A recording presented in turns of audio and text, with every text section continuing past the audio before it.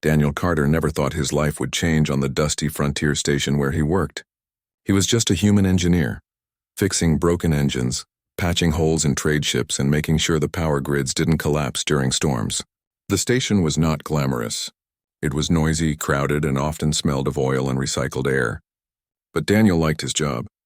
He liked solving problems, and he liked watching the ships come and go. The frontier station sat on the edge of human and alien space.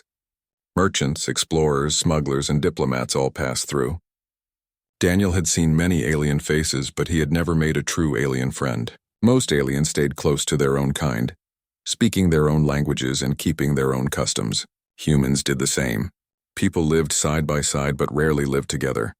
That changed the day he met Kaylor. The first meeting, Kaylor did not look like a human. His species, the Elvarians, were tall, with smooth silver-blue skin that seemed to shimmer faintly under light. Their eyes were large and clear like pools of liquid crystal, and their voices carried a deep, calm tone. They were known across the stars for their wisdom, honor, and science. But they were also private, often distant, and slow to trust outsiders. Kaylor had come to the station because his ship had broken down. He needed help repairing the core stabilizers, but most engineers were afraid to take the job. The Elvarian technology was advanced, and anyone who damaged it would be held responsible. Daniel, however, was curious. He had always loved puzzles, and alien machines fascinated him. When Kaylor asked for help, Daniel simply nodded and said, "Let me take a look." The two worked side by side in the docking bay. At first, they barely spoke. Daniel concentrated on the machinery while Kaylor observed, his expression unreadable. But soon Daniel noticed something. Kaylor was not proud or cold like many Elvarians he had met before. Instead, he seemed quietly amused by Daniel's stubborn determination to understand every piece of the engine. "You do not fear breaking it," Kaylor finally said, his voice like low thunder. Daniel grinned. "If I don't try, I'll never learn. Besides, machines don't scare me." Kaylor tilted his head, a gesture Daniel later learned was the Elvarian way of smiling. That was the beginning of their unlikely friendship. A growing bond. Over the next months, Daniel and Kaylor saw more of each other. Kaylor often stopped by Daniel's workshop to watch him work, sometimes asking questions about human designs, sometimes sharing small details about Elvarian science. At first, their conversations were formal, almost stiff, but slowly, barriers fell. They began to share stories. Daniel spoke about Earth, about oceans and forests Kaylor had never seen. Kaylor spoke about the crystal plains of his homeworld, where the sky shimmered with 3 suns. Daniel realized Kaylor was different from most Elvarians. He was curious about humans, fascinated by their short lives, their reckless bravery, and their endless creativity. He said that humans lived as if every moment mattered, while Elvarians often moved slowly, thinking in centuries. "You burn like a flame," Kaylor once said to Daniel. "Bright and short. My people are like stone, strong, lasting, but slow to change." Daniel laughed. "Well, maybe flames and stones can work together." And Kaylor agreed. They began to rely on each other. Once, when a power surge threatened to destroy part of the station, Daniel risked his life to shut down the failing core. He nearly collapsed from the heat, but Kaylor pulled him out just in time. Another time, Kaylor was challenged by a group of hostile traders who wanted to cheat him. Daniel stood at his side, refusing to let them bully his friend. The two became inseparable, and soon both humans and aliens noticed. People whispered that it was strange, even dangerous, for an Elvarian noble to be so close to a human engineer. But neither of them cared. Their friendship was built not on politics, but on respect and loyalty. Lessons of trust. Kaylor also began to teach Daniel things no human had ever learned before. He showed him how Elvarians used energy crystals to power their machines, how they shaped matter with precise vibrations, how they healed wounds using sound waves. Daniel, in return, shared human ideas, simple but clever engineering tricks, shortcuts, and bold experiments that Elvarians never dared to try. Sometimes Kaylor shook his head and said, "Humans are reckless." Sometimes Daniel replied, "And Elvarians are too careful." Together, they found balance. Their friendship grew stronger each day, and Daniel often thought Kaylor was more like a brother than a friend. He could not imagine life on the station without him, the shadow of illness, but life does not always move as we wish. One day, Kaylor collapsed while walking through the market. Daniel rushed him to the medical wing only to learn that Kaylor carried a rare illness of his people. It was an ancient disease that even Elvarian medicine struggled to cure. The healers tried everything, but the sickness ran deep in Kaylor's blood. Daniel stayed by his side, refusing to leave. He could not understand how someone so strong, so wise, could be brought down by something invisible. Kaylor, however, accepted his fate with calm dignity. "My time is shorter than I expected," he said quietly one night. "But do not grieve, Daniel. All lives end. What matters is what we leave behind." Daniel clenched his fists. "There must be something we can do, some cure, some treatment." Kaylor placed a hand on his shoulder. "Your fire is strong, but this battle is not yours to win." Those weeks were the hardest Daniel had ever known. He felt helpless, watching his friend weaken day by day. Yet Kaylor never complained. Instead, he spent his last strength talking to Daniel, teaching him and reminding him of the bond they shared, a promise made one evening. When the suns were setting beyond the station's viewports, Kaylor spoke with a gravity that made Daniel's chest tighten. "There is something I must ask of you," Kaylor said. "A final wish." Daniel swallowed hard. "Anything. When I am gone, my people will follow tradition. My estate, my responsibilities, and my bond will pass on. I want you to be the one who carries them." Daniel blinked in shock. "Me? But I'm human. I don't know your ways. I don't know your people." Kaylor's crystal-like eyes shone with trust. "That is why you must. You see the world not as Elvarian or human, but as life. You will honor what I leave behind better than anyone else." Daniel shook his head. "Kaylor, I can't." "I don't even understand what you're asking." "You will," Kaylor said gently. "Promise me, Daniel. Promise me you will try." Tears stung Daniel's eyes, though he tried to hide them. He clasped Kaylor's hand firmly. "I promise. I won't let you down." Kaylor smiled faintly, the shimmer of light in his eyes fading into peace. "Then I can rest without fear." The end of a friend a week later, Kaylor passed away quietly, surrounded by the soft hum of Elvarian chants. The station mourned both humans and aliens alike. Even those who had doubted their friendship now lowered their heads in respect. Daniel stood silent, grief heavy in his chest. The docking bay felt emptier than ever before. For the first time in years, he felt alone. But deep inside, he remembered the promise he had made, a promise to carry on Kaylor's legacy, whatever it might mean. What Daniel did not know yet was that Kaylor's will contained secrets far beyond wealth, secrets that would test his loyalty, his courage, and his humanity in ways he never imagined. For Kaylor had left him not only fortune, but a bond that tied him forever to alien life. And that was only the beginning. Daniel Carter thought grief was heavy enough. Losing Kaylor felt like losing a brother. For days after the funeral, he walked the station in silence, hearing echoes of Kaylor's voice in the hum of machines, in the quiet of the docking bay, and in the stillness of the night.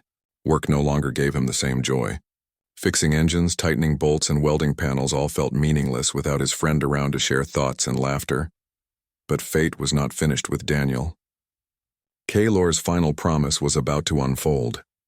Summoned by the council, a week after the funeral, Daniel received a message from the Elvarian delegation. The message was short, formal, and carried the weight of authority. "Daniel Carter, you are requested to appear before the Elvarian Council on Station Athena regarding the estate of the late Kaylor of House Sereth. Your presence is required without delay." Daniel frowned at the words. Estate? What estate? He was just an engineer. He lived in a small workshop, barely making enough credits to keep his tools sharp and his meals warm. Why would Kaylor's people want him in front of a council? Still, he could not ignore the message. He packed a small bag, locked up his workshop, and took the next shuttle to Station Athena, the grand Elvarian outpost orbiting a blue-white star. The station was unlike the human one he lived on. It was vast, glowing with crystal towers and flowing walkways of light. Everything seemed to hum softly, as if the very walls were alive. The Elvarians moved with slow, graceful steps, their robes shining with faint silver threads. Daniel felt clumsy in his simple work clothes, a small human in a world too grand for him. He was escorted into a great hall where the Elvarian Council waited.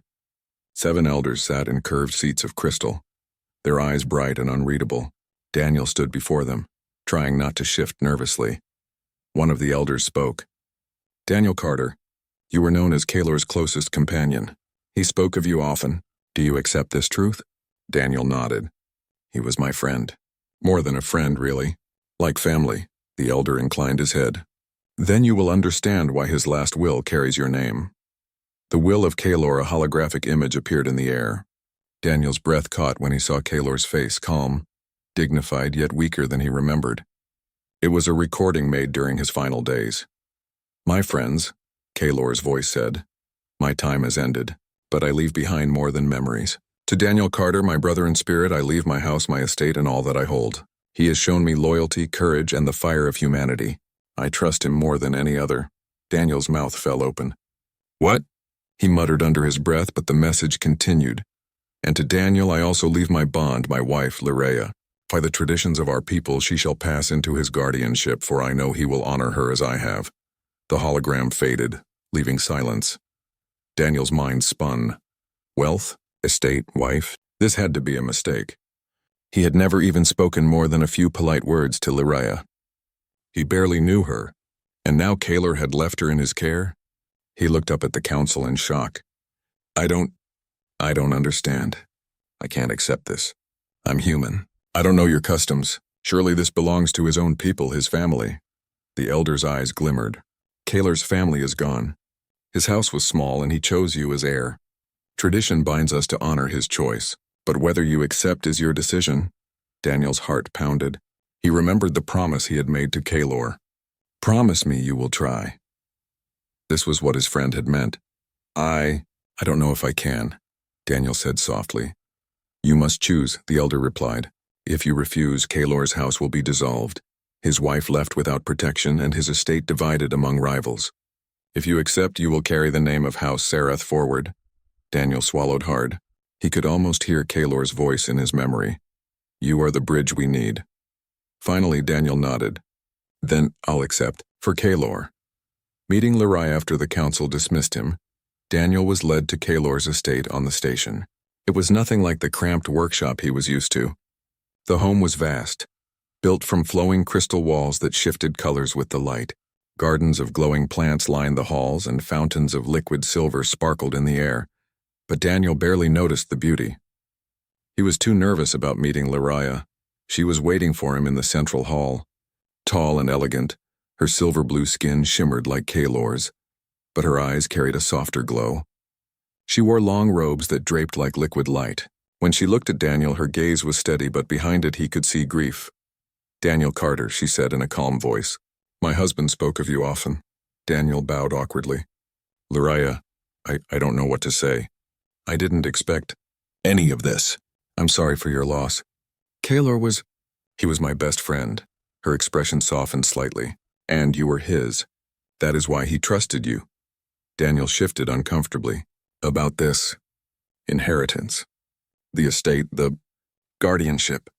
I don't want you to feel like, I'm not here to replace him. I don't even know your ways. Lyrea inclined her head. I do not expect you to replace Kaelor. No one can. But our tradition binds me to your care now. It is not a matter of choice, Daniel winced. That sounds wrong. Like I own you. That's not how humans think. She studied him for a long moment. Perhaps that is why Kaelor chose you. He knew you would see me not as property, but as a person.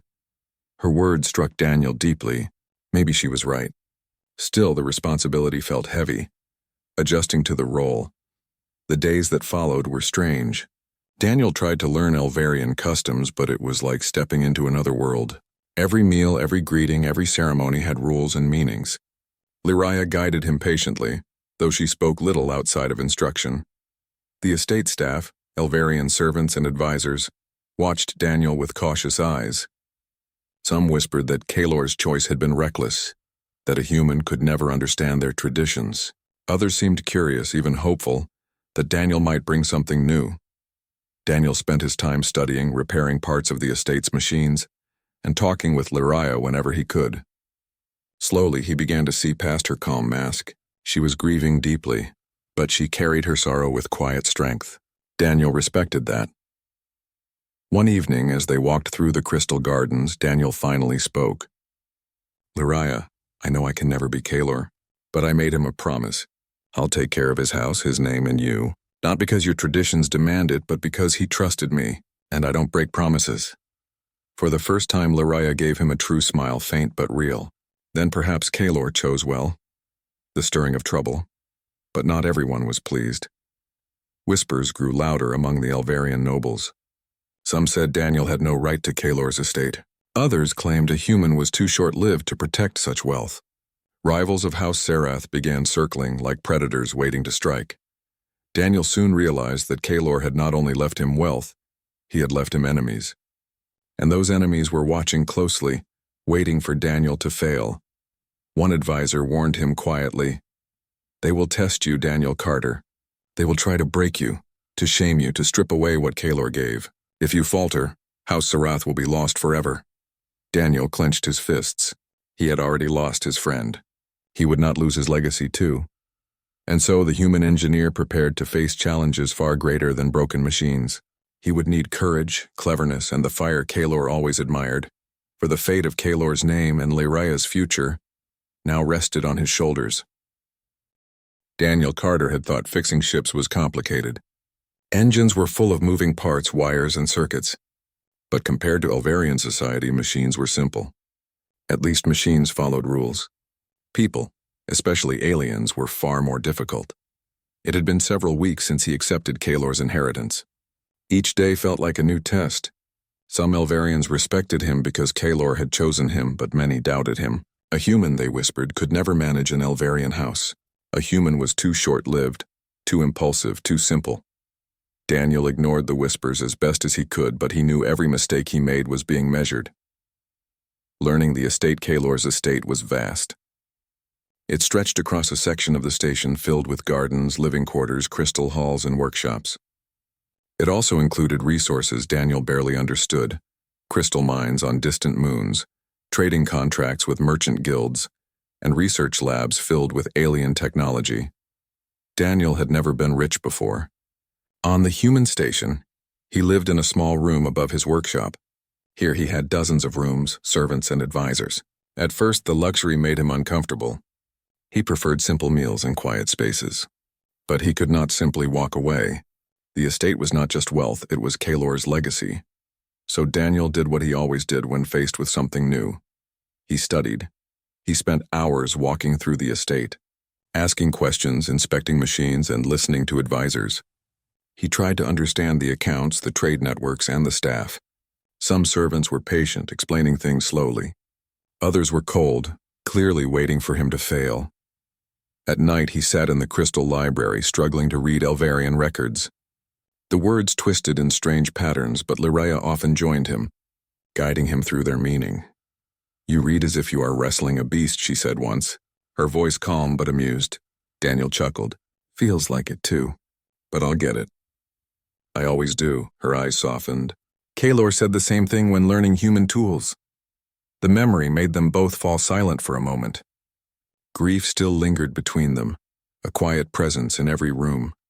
Life with Lyria was unlike anyone Daniel had known. She moved with grace, spoke with calm wisdom, and carried herself like someone who belonged to a higher world. Yet she was not distant. Though her heart still mourned Kalor, she treated Daniel with respect. At first, their conversations were formal. She taught him traditions, how to greet visiting nobles with the right gesture, how to host a meal according to custom, how to wear Elvarian robes without looking like a lost child. But slowly, their walls began to lower. One evening, Daniel invited her to the workshop at the edge of the estate. He had converted it into a place where he could repair small machines, just as he had on the human station.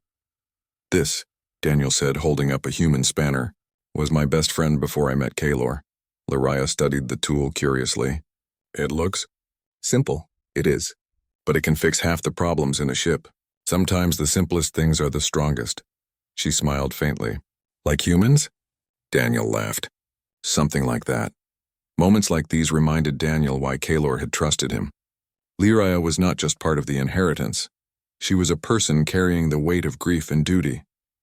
He began to see her less as someone he had to protect, and more as a partner walking the same difficult path. Whispers of rivalry. Not everyone welcomed Daniel's efforts.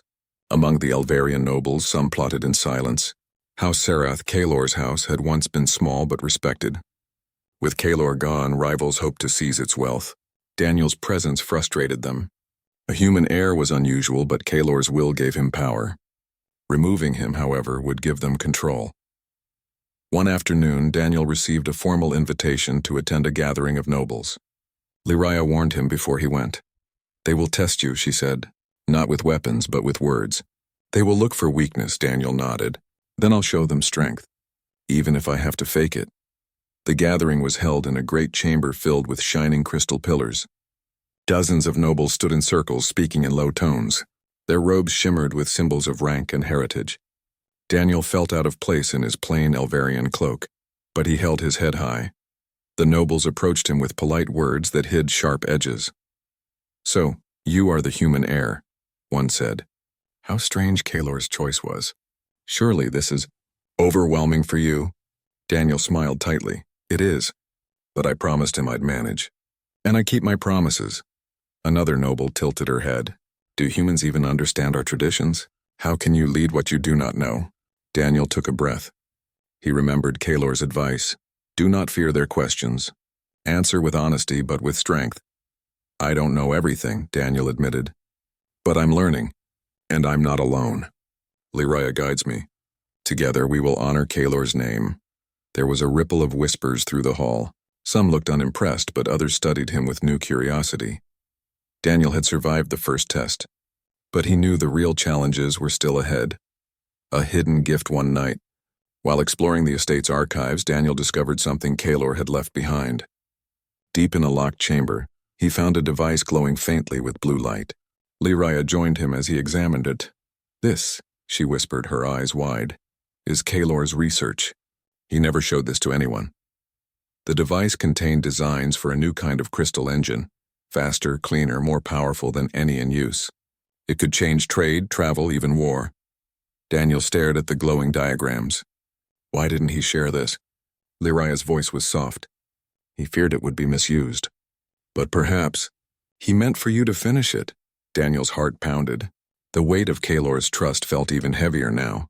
Not only had his friend left him wealth and family, he had left him a secret that could reshape the stars. A growing bond as weeks passed. Daniel and Lyria worked side by side, balancing estate duties with secret work on Kaelor's engine. They argued sometimes, Daniel pushing for bold experiments, Lyria urging caution. But their arguments were not bitter. They were the arguments of two people learning from each other. Slowly, the distance between them lessened. Daniel began to see Lyria not just as Kaelor's widow, not just as his responsibility, but as someone he respected deeply. Someone who challenged him, steadied him, and reminded him of Kaelor's wisdom. One night, after a long day of negotiations with rival nobles, Daniel sat in the garden, exhausted. Lyria joined him, her robes flowing softly in the light.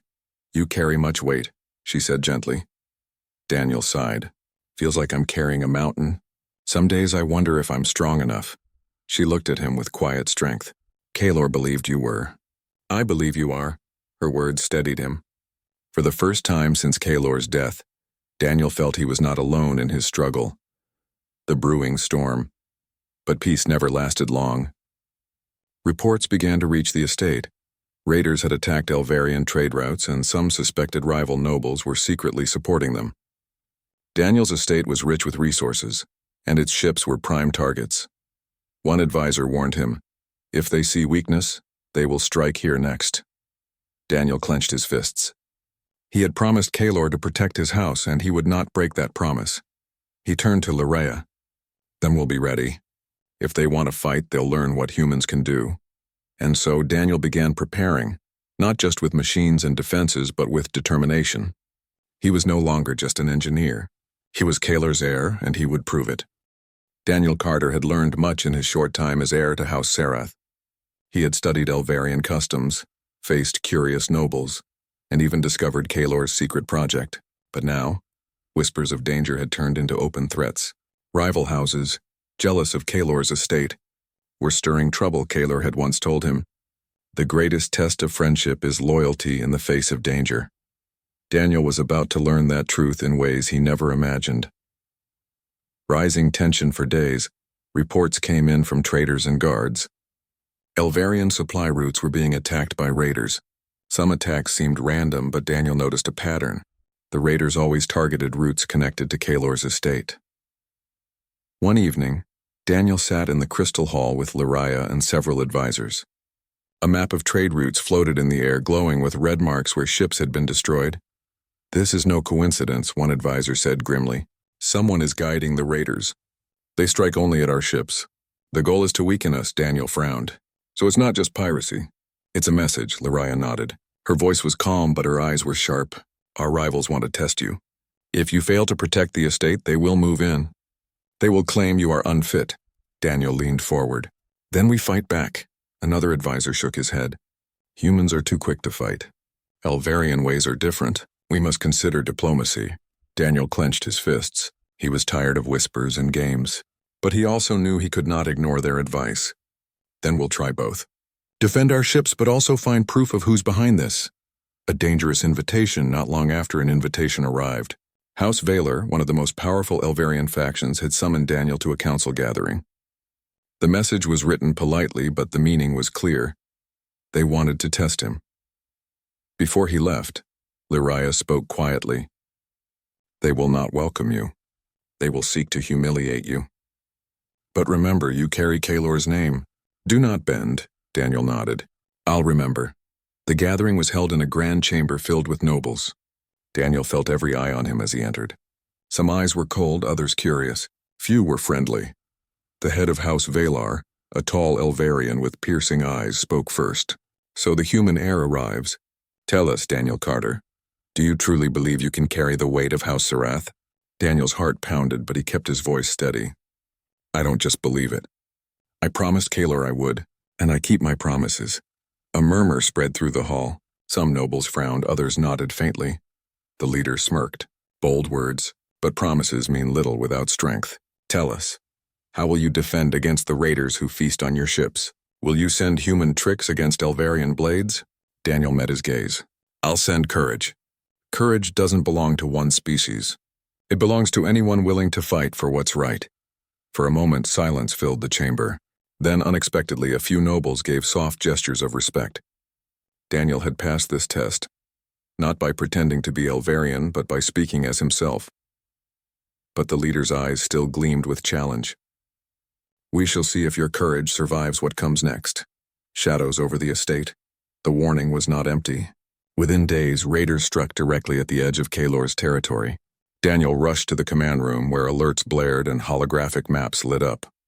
Enemy ships had entered the system, targeting a Sarath mining outpost. Daniel turned to the guards. "Prepare defense ships. We're not letting them take it." The guards hesitated. They were loyal but uncertain. A human giving orders was still unusual. Lyria stepped forward, her voice firm. "You heard him. Kaelor chose him. His command is mine as well. Obey, that settled it." The guards moved quickly. Ships launched, engines roaring as they raced toward the outpost. Daniel joined the defense crew aboard one of the vessels. He strapped into the seat, heart pounding as stars streaked past. He had fixed ships before, but this was the first time he would fight in one. The battle at the outpost. The raiders were waiting. Sleek ships with black hulls darted like predators around the mining station, firing blasts of energy. The outpost shields flickered under the assault. Daniel gritted his teeth. "We can't let them take the mines."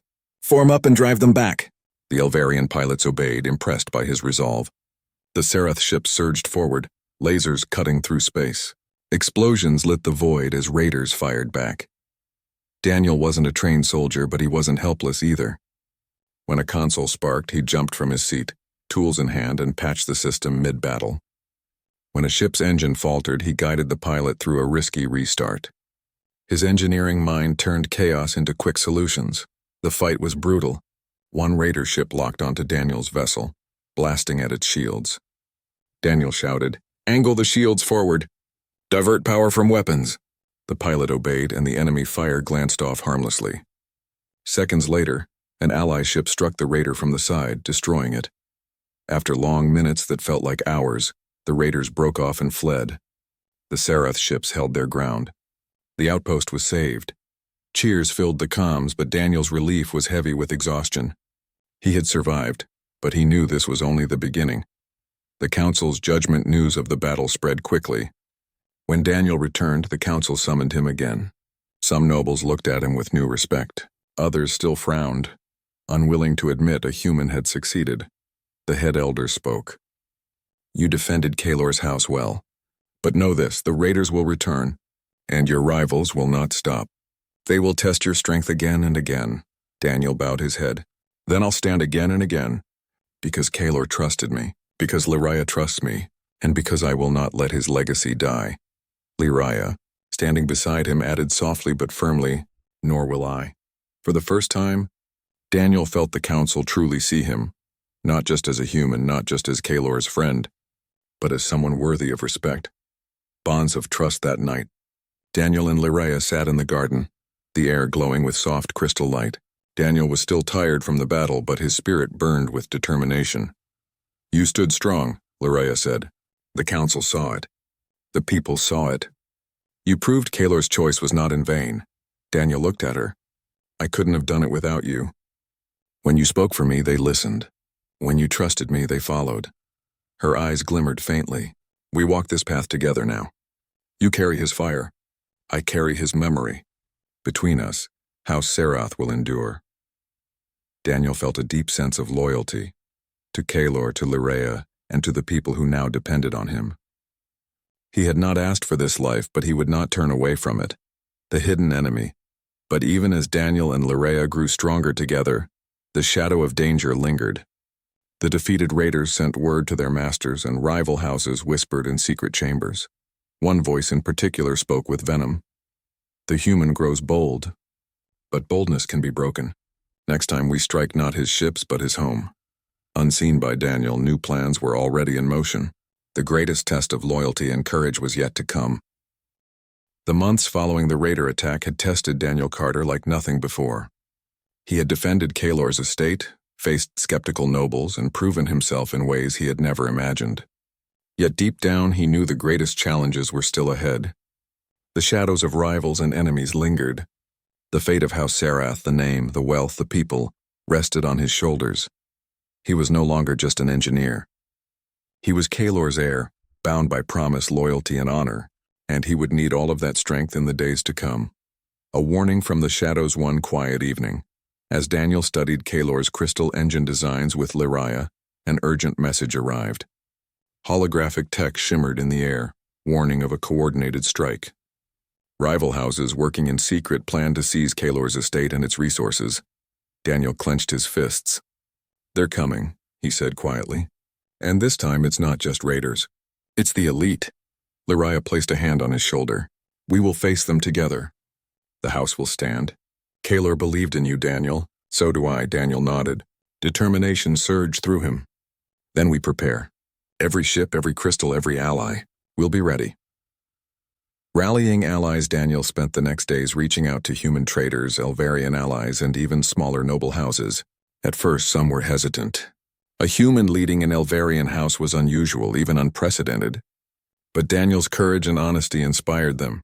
He gave speeches in simple words, but words that carried fire. House Serath may be new to me, but Kalor's legacy is strong. We will not let greed or envy destroy what he built. Stand with us, and together we will protect it. One by one, allies agreed. Human engineers, Elvarian pilots, and smaller houses pledged ships, resources, and loyalty. The network Daniel built mirrored the unity Kalor had always hoped for, a bridge between humans and Elvarians. The final attack, the day arrived. Dark ships appeared on the horizon, the insignias of rival houses visible even from orbit. Hundreds of vessels armed and ready. Daniel's heart pounded, but fear did not dominate him. He had faced raiders before. He had defended the mines. Now he would defend everything. Lyraya stood beside him on the command bridge. Remember, she said softly, Kalor trusted you. I trust you. We cannot fail. Daniel took a deep breath. We won't, not today. The battle began.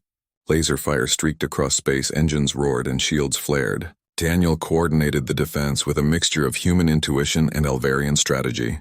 He guided ships, repaired systems in mid-battle, and made split-second decisions that saved lives. For hours, the fight raged. Explosions lit the void, ships twisted and spun under fire. The rival forces were strong, but Daniel's leadership was stronger. He remembered Kalor's teachings. thinking beyond fear, trusting allies, and believing in what one fights for. A moment of brilliance at the height of the battle, Daniel noticed a critical flaw in the enemy formation.